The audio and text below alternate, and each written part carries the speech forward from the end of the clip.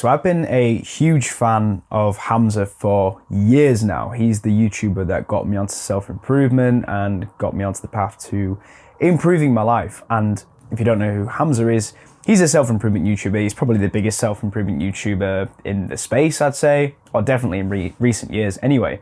And he recently did a podcast with another podcaster slash YouTuber who I'm a huge fan of, and this is Chris Williamson on Modern Wisdom. And the podcast was really good, but it went a bit of a different direction than I was expecting. And looking at the comment section of the podcast, loads of people seem to really dislike Hamza. I'm a big fan of Hamza, but after watching this podcast, I've got some questions about how much I have listened to Hamza and the kind of advice that I've taken on from him. And it kind of made me question a little bit the advice that Hamza gives. And I think there's a few key lessons that I've learned from this podcast, and I wanted to just give them to you in like a bite-sized way. So you can go watch the podcast. I definitely recommend you listen to it if you've got the time.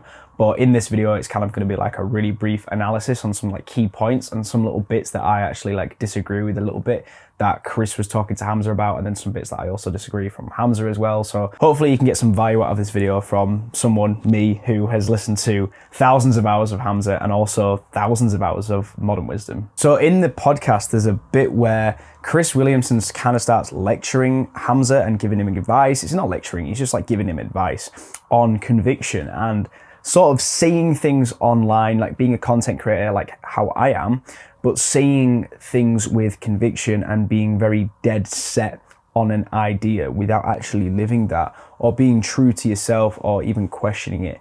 And I do think, like looking back, this is something that Hamza has done a lot, saying you have to do this certain thing or be in this certain mindset or be very entrepreneurial or be very spiritual or be very relationship oriented. And he kind of flicks between kind of seasons of his life. But the lesson for me as a content creator, and perhaps the lesson for you if you're a content creator or just in general life advice, is maybe don't actually come at things with such conviction and kind of like, you know it, right? Like a know-it-all. You obviously been through this sort of recent relationship breakup, and there's definitely been a lot of pivots, like hard pivots that I've watched you make over the last couple of years since we've known each other. You sort of went to Dubai for a little while, dropped that. I was going to go and be a fighter in Thailand. Then you came back. Then I'm in my dad era. I remember seeing a video from you that's like, I'm in my dad era up in the Scottish Highlands, basically completely isolated, you and this chick. And then that doesn't work. And now I'm in this next era, like I'm in the money making era. And it seems to me like that's kind of the thing that's captured you a lot at the moment. Like money is the god. Basically more money is always going to make you better. I've heard you say that desire is good because it creates dissatisfaction, and dissatisfaction is good because it creates success, but it only creates a very narrow band of success. It creates success exclusively in terms of chasing resources. It doesn't give you peace or fulfillment or solitude that you actually care about. So one of the things that, you know, from a guy that's about 10 years older than you, I just tread carefully with your convictions. So for example, to kind of put this point into perspective, when Hamza, like when I sort of first started learning about Hamza, he was very all about kind of growing YouTube channel, was very entrepreneurial about building a business, making money online, and spoke with a lot of conviction about that stuff. And then he made a hard kind of pivot towards spirituality, and he made that kind of famous video that I actually made a video on like way at the start of this channel, where he flipped over to be more spiritual. I think the video is called I Fulfilled My Purpose, and he put that video out basically saying he was going to stop posting on YouTube as often and was going to focus more on spirituality, being in the rainforest, minds, like meditation and this kind of stuff, and said all that with a lot of conviction. So at the time when I had kind of been persuaded by Hamza to start a YouTube channel and to be entrepreneurial and to make money and to free my family from having to work and things like this, and then he pivoted towards spirituality, that was a bit of like a shock for me and a lot of his audience. And then he kind of went back into wanting to build the YouTube channel, be entrepreneurial, and then he went over to the relationship side of things, and he got a girlfriend, and he was gonna become a father, and he went through the kind of father period, but then didn't do that. And do you know what I mean? So and Hamza spoke about this before, this isn't me criticizing him, but he does kind of flitter from kind of season to season of his life, as we all do. But the problem is, that was pointed out in the podcast, is he gives advice along the way with a lot of conviction. So telling people this is how you need to live, or this is how you need to live, and being very different from each other. And that is the nature of self-improvement. We're always going to be in different seasons of our life and learn new things and change our mind. But maybe let's not give that advice to other people. And this is something I need to work on as well, is I'm not going to be giving advice as much to people anymore on these videos with as much certainty of like, you need to do this, because it's important that we question that, because later on down the road, when we're a bit older or a bit wiser, we might actually go back on what we said. And I think that's why Hamza's audience and why these comments on this podcast were so negative, and like some of the comments on Hamza's videos are so negative, and why he's been so controversial and polarizing, is because he gives people advice and then does a full like 180 U-turn on that piece of advice with like equal amounts of conviction in the opposite direction. So entrepreneurship to spirituality to family, back to entrepreneurship, back to building up a YouTube, back to spirituality. And this was kind of the point that Chris was driving home with Hamza about being a bit more honest about whether like you're not too sure about what to do in life, or you're not too sure whether you should be spiritual and not care about money and success and materialistic things, or whether you should not know if you should be in a relationship, or how, like what a relationship should be like, or what people in relationships need to be like in terms of like masculinity and stuff, and like how alpha male you need to be and things like that.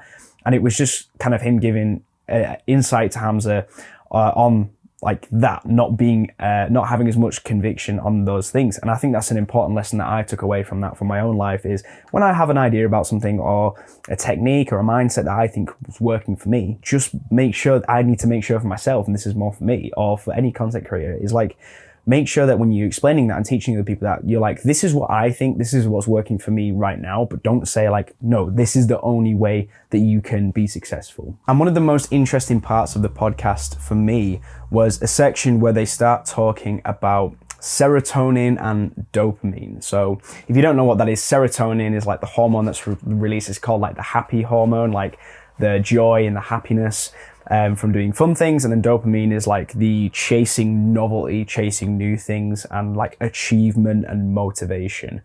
Now, why is this important? So they talk about dopamine Hamza and serotonin Hamza. It's something that Chris starts talking about. And dopamine Hamza would be the Hamza that we've got right now. The building the school community, the being the best in the school space in terms of making the most money, growing the YouTube the most, success, money, going on holiday, meeting people, like getting praise from his audience, that kind of thing. That's the dopamine Hamza. And then the serotonin Hamza would be like the fun things that he likes to do. I think he mentions in the podcast that he likes to like hit PRs at the gym and things like that. One good frame that George Mack has is dopamine George and serotonin George, and there's cortisol George as well. And he says the more time he spends in serotonin George is melodic deep house, walks in nature, conversations with friends, amazing quality coffee, it's pickleball, it's learning a new sport, it's going and watching live music. Dopamine George is growth of the business, and it's a great thread that Elon just retweeted on Twitter, and it's more newsletter subscribers, and it's money, and it's bank accounts, and it's travel, and it's novelty, and it's new, and it's intense, and it's rushy, and it's compelling. But he wants to be in serotonin George. And then cortisol George is all of the executive function problems. But cortisol George doesn't exist in any way related to serotonin George. You're never getting cortisol from the serotonin shit you do. You only get it from the dopamine shit you do. So the bad and the half good are related together. And then the bit that's in the middle is the bit that you really like. And I think like optimizing for serotonin Hamza would probably be a pretty good idea. Like, where can I get that from?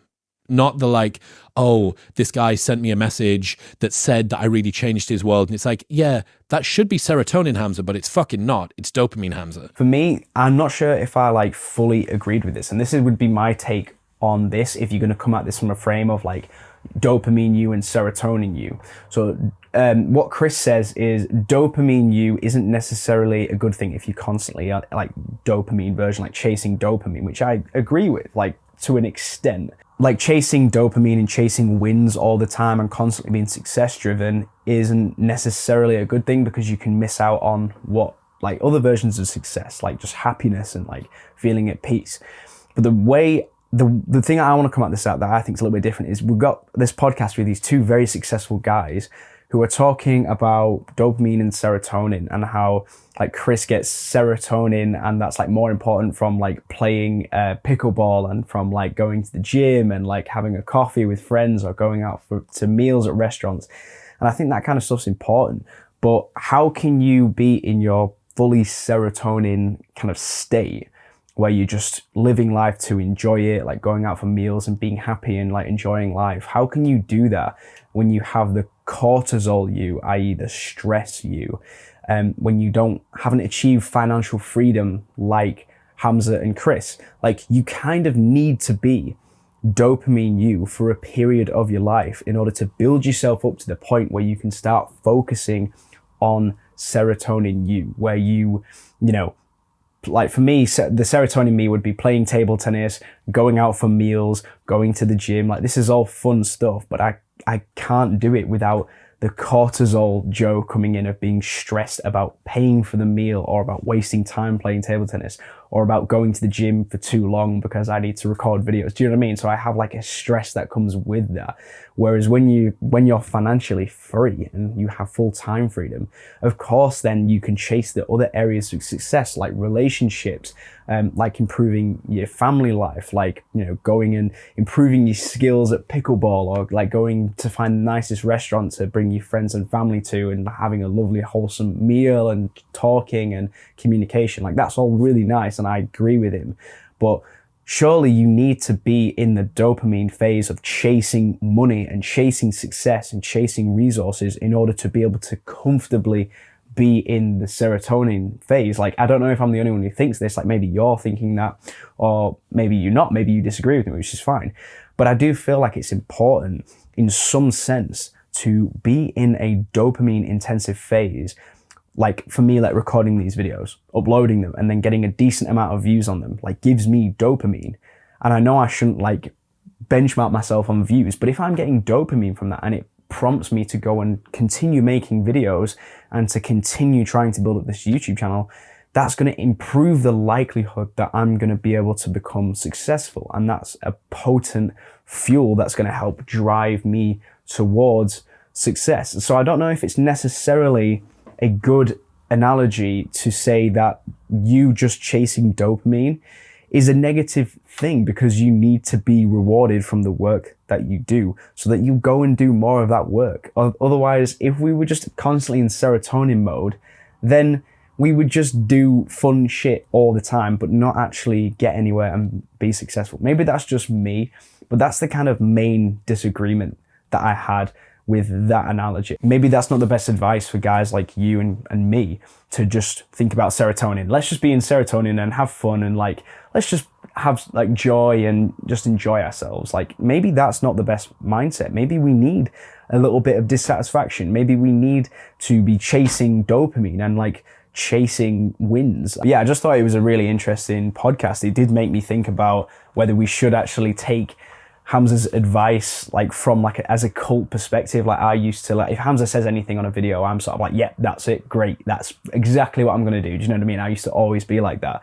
But after listening to this podcast, I'm starting to think like, oh shit, maybe Hamza is not too far away from me. Like, he's definitely further away from me financially, but maybe mentally he's not. Maybe he actually doesn't really know what he's doing, which is completely fine. And I don't know what I'm doing completely. Do you know what I mean? I'm still learning.